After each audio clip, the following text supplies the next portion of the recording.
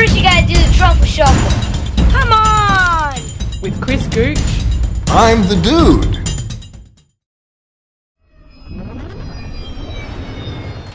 Master Wayne. Thermal imaging is showing me 24 hostiles on the 3rd floor. Why don't I drop you off on the 2nd? You know, I really wanted to like this film. The trailers didn't fill me with much faith, but I honestly wanted to like this film. Unfortunately though, Bitter Orphans with Daddy Issues Battle, Dawn of the Computer-Generated Kitchen Sink, is an absolute mess of a film. He has the power to wipe out the entire human race. If we believe there's even a 1% chance that he is our enemy, we have to take it as an absolute certainty. It's really hard to explain the plot of this movie because this is not a movie. This is several movies, all vacuum sealed into one overly long 2.5 hour runtime. The first half of the movie feels like 4 or 5 different movies with their own looks and styles that don't even feel like they really fit together. There's the Batman story, which is dark and gritty and receives most of the screen time. Then there's Lois Lane investigating something that honestly leads nowhere. Then there's Jar Jar Luther, acting all creepy and weird on a fucking pantomime level that just begs the question of why anyone would even trust this guy with a pack of gum, let alone military secrets. Then there's the mysterious Diana Prince, who just shows up from time to time. No explanation, no backstory, she's just there. Then of course there's this guy called Superman, who seems to be like a complete afterthought and has to use his superhuman abilities to fight for what little screen time he's given. Just to add to all the narrative confusion, we have all these dream sequences that are often just very jarring and nonsensical, just to say the least. We even have a dream sequence within a dream sequence with little to no context for whenever any of them show up. Most of the world doesn't share your opinion, Mr. Wayne. Maybe it's Gotham City and me. We just have a bad history with freaks dressed like clowns. The main cast do what they can, but besides Affleck, they don't really have much to do. Henry Cavill plays a sometimes mopey, sometimes sad, sometimes angry, never content version of Superman, and his alter ego Clark Kent is nearly non-existent in this film. For a guy sharing top billing in this movie, you sometimes forget that Superman is even in this film. Gal Gadot has some brief moments and could easily have been written out of the film entirely if there hadn't been such an emphasis of cramming as many Justice League members as possible into this film. Sure, she looks cool, but really, when you think about it, there wasn't really a purpose for her in this movie. Then there's Amy Adams' Lois Lane, who solely exists in this film to do stupid things so that Superman can save her. When are they gonna finally write a good Lois Lane character? Ben Affleck's Batman and Bruce Wayne are good. Not great, but good. I wouldn't compare his performance to Christian Bale's Dark Knight because it really is an apples and oranges comparison. But for all those fanboys claiming that this was gonna be the definitive comic book Batman, they're gonna just have to wait that little bit longer. It's a good Batman, but it's not comic book Batman. He's no more of a detective than Bale's Batman was, and this representation is more akin to the Arkham Knight video game series than the comic books, though he does have one incredible fight scene in the film. You're psychotic. That is a 3-syllable word for any thought too big for little minds. Then there's Lex Luthor, another camp version of a beloved villain that shouldn't be this hard to get right. He's such a transparently evil character that it's amazing that he isn't continually breaking the fourth wall just so he can actually wink at the audience. Boys! Bruce Wayne meets Clark Kent. I love it. I love bringing people together. How are we? Lex? Hi, hello. Lex, it is a pleasure. Ow! Wow, that is a good grip. You should not pick a fight with this person. With so much going on in this convoluted mess of a movie, you still have a whole series of supporting characters that are just underutilized and ultimately forgettable.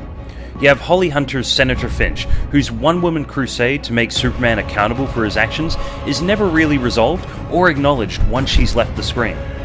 We have Australia's Callan Mulvey as generic villain number 2. You have Scoot McNairy as, well, who gives a f***? We have Diane Lane and Lawrence Fishburne back as Superman's mum and Clark Kent's boss respectively. Diane Lane is there for the sole purpose of giving out the worst advice the mother of a superhero can possibly deliver. Be their hero, Clark. Be their angel. Be their monument. Be anything they need you to be. Or be none of it. You don't owe this world a thing. You never did. and Lawrence Fishburne seems to be playing a completely different version of Perry White from when he played him in Man of Steel. Then there's Jeremy Irons, probably the best thing in this movie. He's completely underused, however, his brief back and forth between himself and Affleck's Bruce Wayne are a real highlight of the film, and something that makes me even more eager for a solo Batman movie. I'm getting slow in my old age, Alfred. Even you got too old to die young, not for lack of trying. There are some good elements to this film. The visuals are often beautiful. Batfleck is a dependable Batman with some real potential. The fight sequences are well orchestrated and highly stylized, but one of the most important things missing is context. Quite often, there is no explanation for what people are doing, or how they got there, or why they're doing what they're doing. The film just expects you to buy into a lot of material with very little to connect a lot of it together. You're gonna go to war. That son of a bitch brought the war to us. You know, taking a step back and looking at this film as a whole, I don't really know who this movie's for. It's not for kids because it's too dark and too brutal. It's not for general audiences because they have too many alienating references to very specific mythology from the comics without feeling the need to explain any of it. And I really don't think it's even for Batman or Superman fans, let alone hardcore DC fans. Because Zack Snyder just plays loose with the characters to the point where he's almost showing complete and utter contempt for the audience and the characters. Seriously, the guy claims to love comic books, but I think he may be confusing the word love the same way abusive husbands confuse the term love. He presents Superman in a way that is so distant and disengaged from humanity that it's a wonder he even bothers saving anyone at all. And I don't think it's the fact that Snyder doesn't understand Superman, I just think he just downright despises the character. Next time they shine your light in the sky, don't go to it. The bat is dead. Bury it. Now just putting that aside for a second, Zack Snyder is great at adapting comic book movies. Just look at the painstaking recreations that went into Watchmen and 300.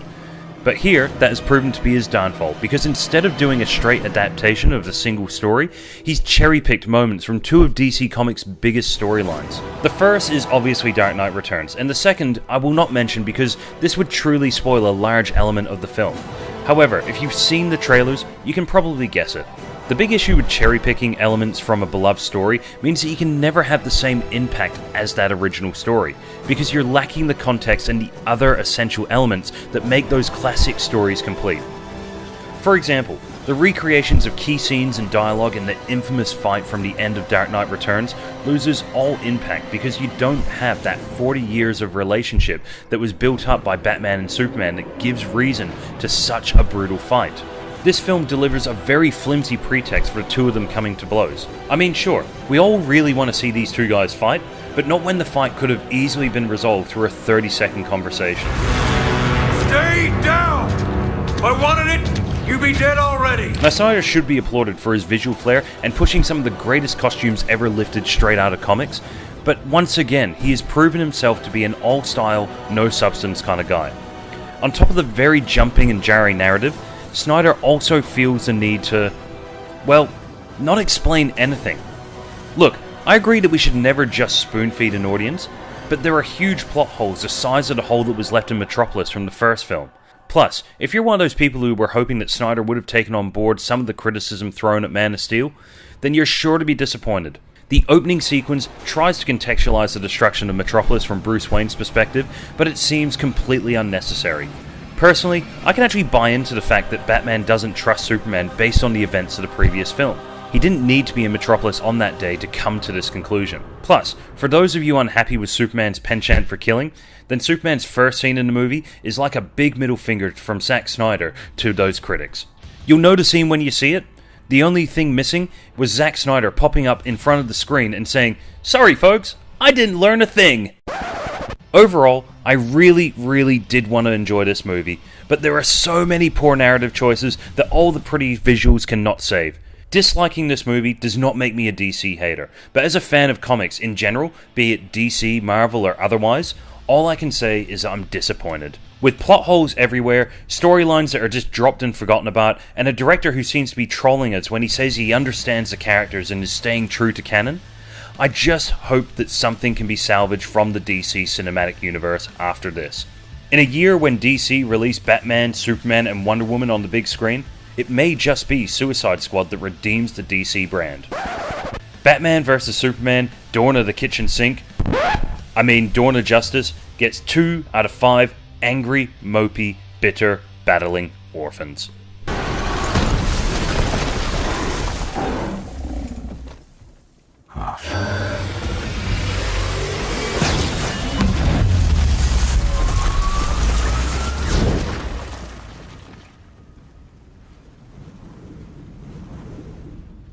She with you?